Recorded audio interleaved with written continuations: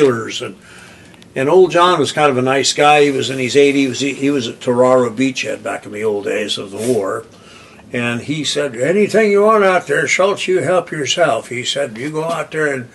And so I went out there. Every time we'd go down there for a cannon shoot, I'd go out there and I'd pick up all kinds of great metal and rust. But he said, be careful of the rattlesnakes out there. And I said, oh man, and sure enough, one day I was stepping across the door and I saw, oh man, what a great old truck door with bullet holes in it and everything. And I pulled that door up out of the weeds and there was this beep, and there were rattlesnakes all through all that rusty iron. Oh man, and from that moment on I used to watch my step in there, but I always always felt so fortunate to be able to go through his rusty iron from this 200-year-old ranch, Tar Springs Ranch outside of San Luis Obispo. Tar bubbling up out of the ground. Texaco looked for the source and never could find it, but there was lots of oil seeping up out of the ground on his ranch. And so I would bring home, I always went down every spring and I'd always bring home stuff. You know, wheels and bits of rusty iron, because I like the color. The color of rust is very important to anything I do, because I want it to look, when I'm done, I don't want it to look like it was made last week. I want it to look as though I had just discovered it in a barn, like an archaeological dig, because it goes along somewhat with the story about how my great-grandfather and my grandfather, my family over the last 200 to 300 years, has developed these machines that run off static electricity, methane gas, and free air, stuff that comes out of the atmosphere with no charge other than the static electricity. So in doing so, I was always, when I'm looking at flea markets, I find stuff that is broken, I find stuff that's rusty, I find stuff that's got that patina on it already, and I always try, when I'm done with something, it'll never look new. It'll never look like, oh, you just made this. Like that tricycle that I finished last week, the adult trike. That thing looks to be, you could take an old timer and have him look at the forge work on that thing and say, well, this forge work was done over 100 years ago. Well, that's because when they were closing out Moore Dry Dock, some of the great old hand trucks and stuff like that were going to the iron, I'd see one of those hand trucks had been run over and the modern equipment had run over it. I'd dive for it and save the wheels. I'd save the tongue. I'd save the hand forge work that is all gone from the face of this planet, other than probably China and places like that. They're probably still forging things. But I would save. I could see a piece and say, "Oh, look at that! Look at that nice forge work on there." I will incorporate that into a piece. And a lot of people, even old timers, come around my shop here and they'll say, why in the hell don't you get rid of all this crap and get something in here that's new? And I said, well, it's interesting, young fellow, you mentioned that. You can go through my shop where we are sitting right now and you say, well, look for some plastic in here. And you can go pretty much through my life. Well, there's a brush and it's got some plastic on it, but that's pretty much, so that's why I find a screwdriver in my tools that have a plastic handle, but I stay totally away from plastic. I don't despise it. It's an amazing modern tool that we use, but I am so disgusted with plastic that I think 98% of our cancers are all derived from plastic. Never sleeps. It keeps breathing out, and there's all kinds of nasty effluents that come out of that plastic. You step in a new car, it doesn't smell like leather and wood. It smells like plastic. It's built by Texaco and Chevron, those cars nowadays. That's why oil is so expensive, because they throw plastic away in the dumps every day. So I go to great lengths to bring to mind those days of yesteryear when plastic wasn't available, when you had, if you needed to make a foot feed for a Studebaker, a 1938 Studebaker truck, you went into the scrap pile and you looked for a quarter-inch piece of rod, and you went and had it fabricated and welded that rod to become a foot feed on a 38 Studebaker truck. And you need a little piece of rusty tubing to go on that to work as a bearing. Ah, there it is. It's in that pile of stuff that I've saved for who knows what reason, but I think for future generations, they'll look upon my work as being like, well, when was this made? Well, I will tell you it was made in 1839. I will tell you it was made in 1740. But they were made within the last 10 or 20 years, but I want it to, so future generations can look at it and say, well, this is really interesting, and then they can read the text. And the text is like, I used to go to my own shows at the museum here in Oakland. I'd go to my shows and I'd go over there incognito, and I'd just stand alongside a group of people that were studying one of my pieces of work, and I'd listen to, well, Martha, it says here that this is all radioactive, and the ions come in through here, and they go into the magnetron right here, and then they come out in a fusion type force that moves this vehicle along. And I'll stand there, boy, just eating it up, just loving it, and asking people questions about, like, what do you think this does? Well, it's obviously that's some kind of an infusion, like up at the Bohemian Grove one year. There was a bunch of guys looking at one of my new pieces up there, and the guy said, well, what have you done this year, Schultz? And I said, well, for example, this is a piece that takes in a neutron, takes in an atom, and it divides the atom into two parts, the neutron and the proton, and there's this gate, this shunt that shunts the proton off one direction and the neutron off another, and the proton sets up tremendous amount of energy looking for its nucleus from whence it came. And one of those highfalutin guys from the Bohemian Club looks at me and he says, and one of his buddies says, oh, Schultz, you are just putting us on again. And the guy says, no, what Schultz is describing is Maxwell's first theory of thermodynamics. And henceforth, that place has been Maxwell's demon, because this professor from Stanford says, I know exactly what Schultz is talking about. It's Maxwell's demon, the first theory of thermodynamics. So I try to lend an air of truth, because I love to tell stories. I mean, nobody tells stories anymore except Garrison Keillor and me. And a good story is good anytime if it's always told the same way twice. So what I do is I make up these great tales that go along, and they're kind of pertinent to the piece. You could walk through any one of my pieces, and I could stand there and tell you how that thing works.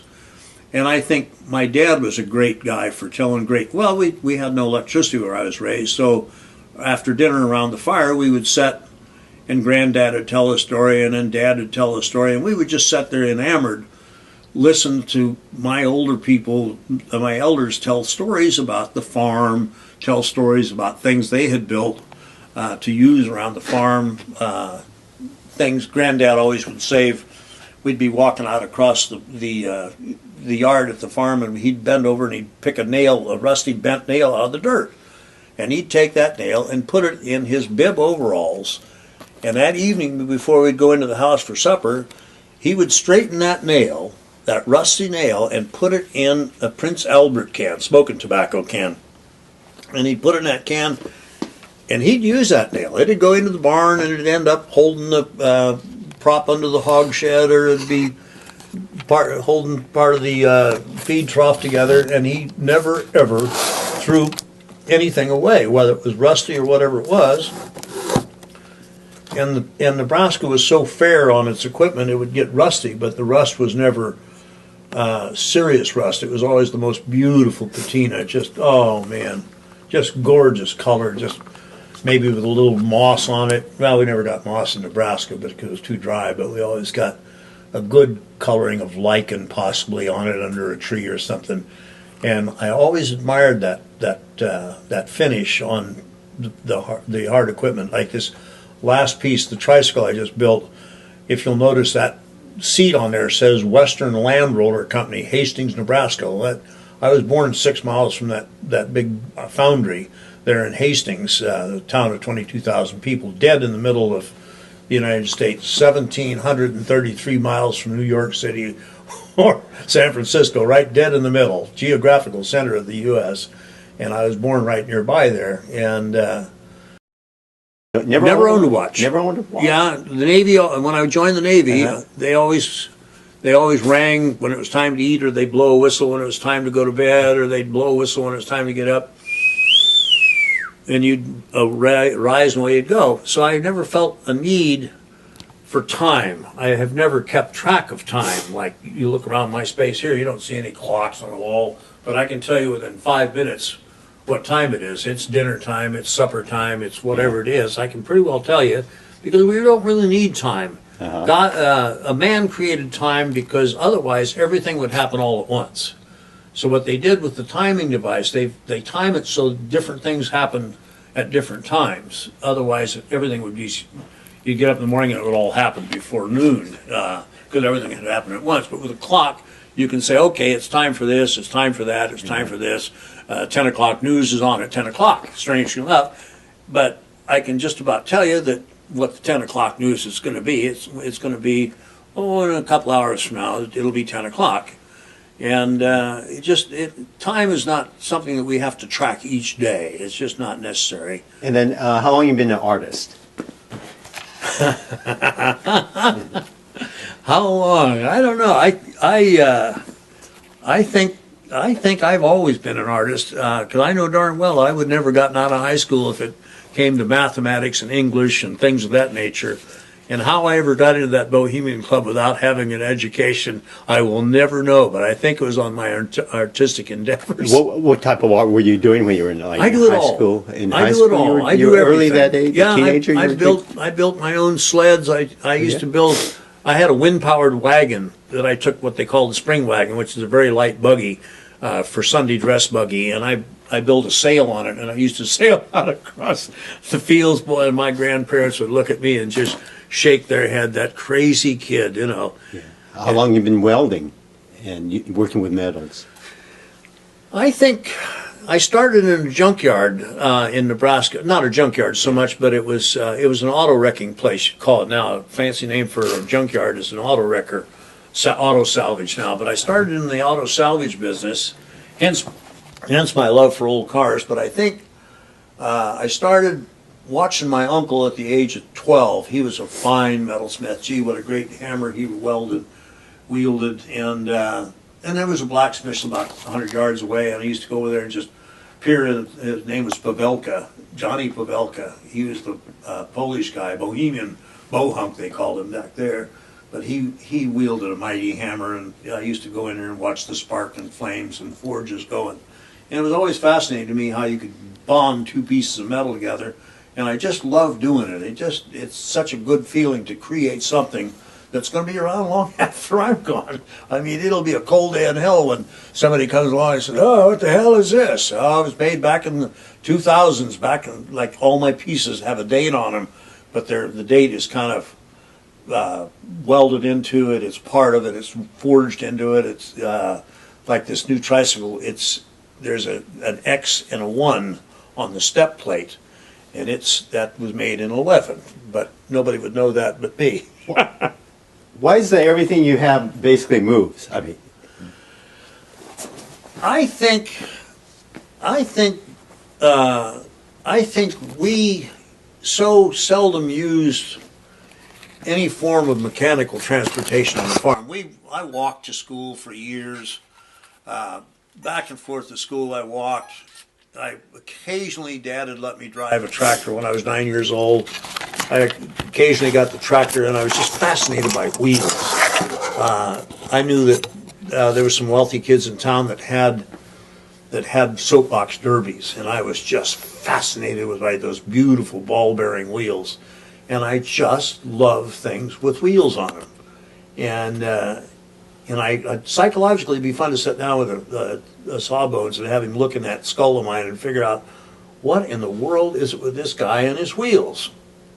Because if it's got wheels on it, it's fascinating to me. I mean, why it goes, why it stops, how fast will it go. Although I've never been fascinated with speed, I've always found, I like to go for a long time. It's kind of like making love. It's kind of like you want to go as slow as you can. Make the ride longer and enjoy the scenery as you go. And it's a fascination with the wheel, how you can move such great weights, how you can just, and I was always fascinated with the Indians on the Great Plains, how they never figured out the wheel. I mean, no wonder. I mean, I feel sorry for them guys. Here come the covered wagons, and they're dragging 2 sticks on the ground with Grandma sitting there in a blanket. You wonder how in the hell they missed the wheel. I mean, the Mexicans had the wheel. Every country in the world has had wheels except our prairie Indians. They had no wheels. And then look where it got him. Awesome. Okay. Yeah. That's great. That's great. Good interview. And yeah, I better let you go. Can you call your dog over to you and let me get some Little shots? dog. Your little dog, babe.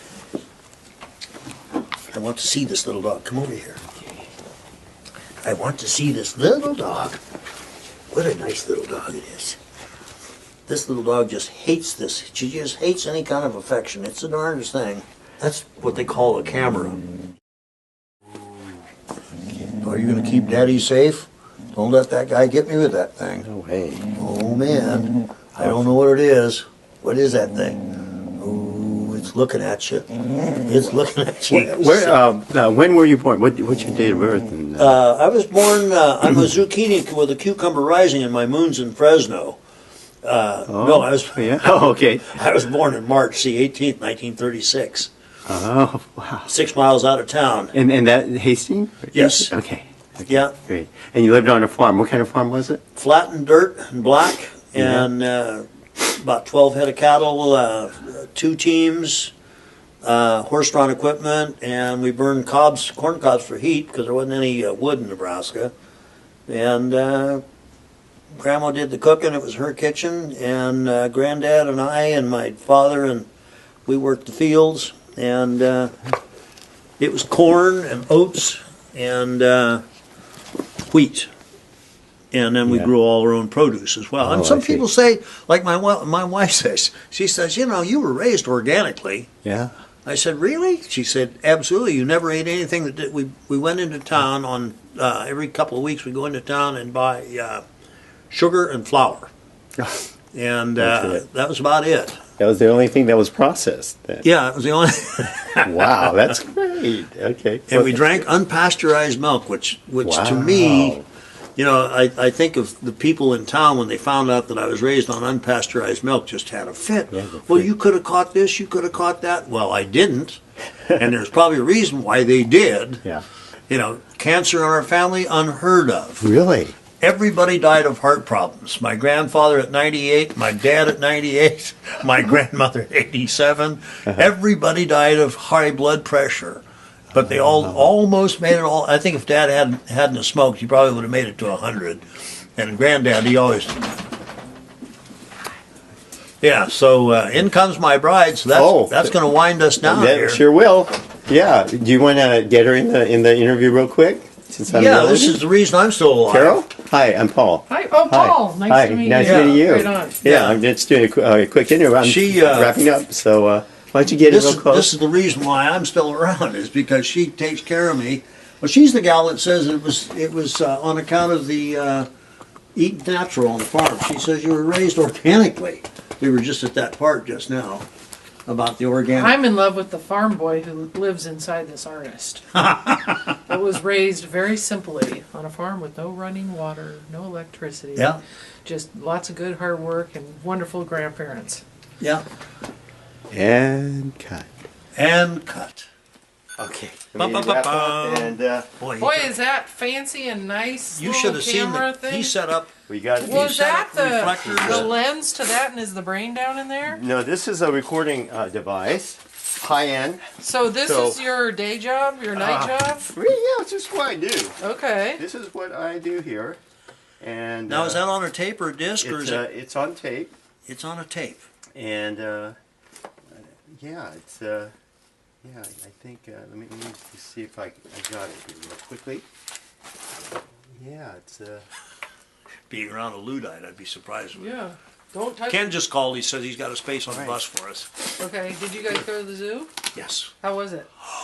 You've had a great day. It was fabulous. We were there till 2 o'clock in the afternoon.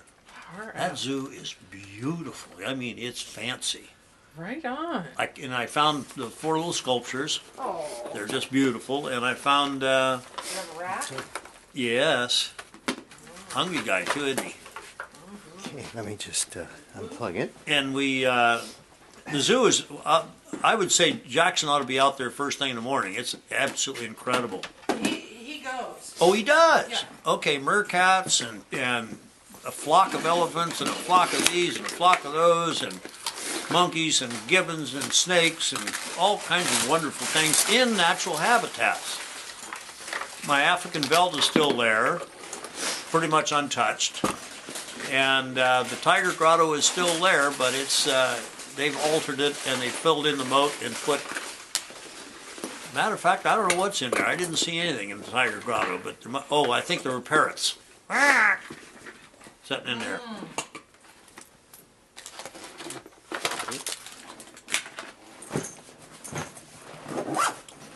How long have you been an artist, Carol? That's what he was asking. How long have you been an artist? Yeah. Since the day you left your house. Your parents' house. That's just about what I said. Yeah. My dad said, "What are you going to do?" And he says, "Oh, I don't know. I'm thinking about going to school." He said, "What are you going to be, a doctor or an attorney?" And I said, "I think I'm going to follow art." He said, "Follow me out to John Dilly's filling station, and I think I'll fill your car with gas." And he said, "Mr. Dilly, service this man's Chrysler for a one-way trip to California." And that was the end of it. Wow. I could show Carol the shot real quick if she wants to see it.